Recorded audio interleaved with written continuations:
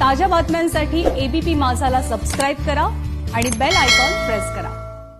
नाशिकमधील 21 वर्षीय श्रीपर्णा रॉय या तरुणीच्या मृत्यूप्रकरणी विसेरा राखून ठेवण्यात आलाय।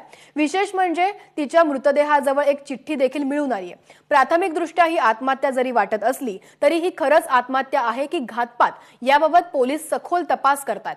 7 डिसेंबरला नाशिक शहराच्या इंदिरानगर परिसरामध्ये राहत्या घरातून 4 चाकी वाहनासह श्रीपर्णा क्लासला जाते असं सांगत बाहेर पडली होती। दरम्यान 8 डिसेंबरला रात्री गंगापूर रोडवरती धरणाकडे जाणाऱ्या मार्गावरती तिच्या वाहनामध्ये श्रीपर्णा बेशुद्ध अवस्थेमध्ये आढळून आली। यानंतर तिच्या वडिलांनी घटनास्थळी धाव घेत श्रीपर्णाला रुग्णालयामध्ये दाखल केलं होतं, मात्र उपचारापूर्वीच तिचा मृत्यू झाल्याचं समोर आलं। चिठ्ठीमध्ये जे थोडे डिप्रेसिंग असा त्या चिठ्ठीतला मजकूर होता।